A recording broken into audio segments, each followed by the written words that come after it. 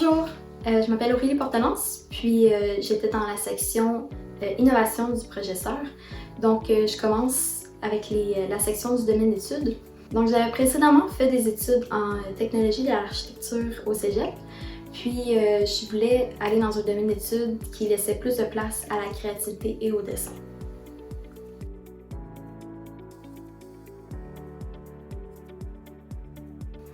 Donc j'ai particulièrement apprécié l'entraide entre les coéquipiers et les collègues, la capacité de donner et de recevoir des opinions pour pousser un projet. J'ai également apprécié les ateliers un peu plus ludiques, excentriques, qui laissaient plus la place à des projets, dans le fond, qui sortaient de l'ordinaire.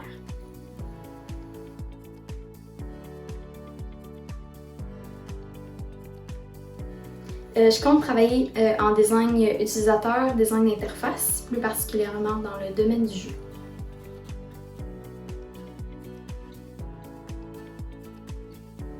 Donc, Ludum est un jeu hybride qui favorise l'inclusion des enfants TSA dans la classe régulière. Donc, les enfants TSA, c'est des enfants qui présentent un trouble du spectre de l'autisme. Le jeu est composé d'un pion tactile qui interagit avec une application sur un appareil numérique tactile. Le plus gros défi du projet, c'était de faire un jeu qui était autant intéressant pour les enfants TSA que les enfants neurotypiques. Donc, il y a peu d'outils spécialement conçus pour les élèves TSA qui sont disponibles en ce moment pour les enseignants. Avec Ludum, j'apporte un outil facile d'utilisation, visuellement attrayant, très personnalisable pour les enseignants et pour les élèves et spécifiquement adapté aux élèves de 3e cycle du primaire qui présentent un trouble du spectre de l'autisme.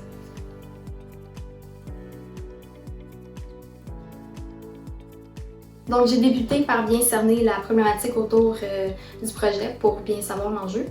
Ensuite, j'ai fait une recherche approfondie sur, dans le fond, les outils des enseignants qui étaient disponibles en ce moment sur le marché, sur le trouble du spectre de l'autisme, bien évidemment, et ses caractéristiques, ainsi que sur les différents types de jeux. J'ai également eu recours à des questionnaires et des entrevues auprès des professionnels et des enseignants de plusieurs niveaux. Et j'ai finalement fait beaucoup d'itérations de visuels parce que c'était une partie très importante du projet.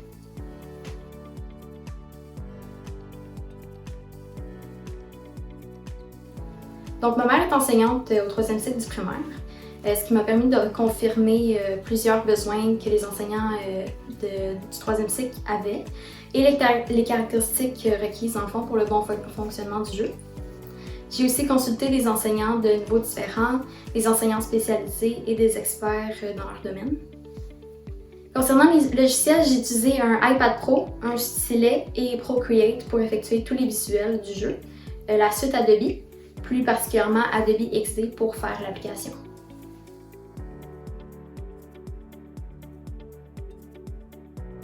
Donc pour moi, un designer industriel, ça doit savoir bien communiquer, une idée rapidement, être empathique, puis s'intéresser aux tendances à l'image d'un produit.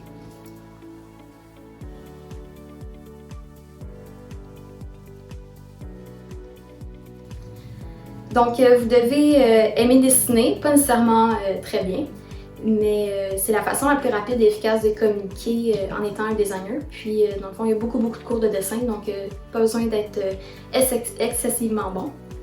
Être très créatif, c'est un très bon atout. Et dans le fond, le design industriel, c'est une grande porte ouverte vers plein d'opportunités de spécialisation différentes. On peut vraiment travailler dans une multitude de domaines par la suite. Donc le design industriel, c'est vraiment une porte vers plein d'autres possibilités. Merci beaucoup!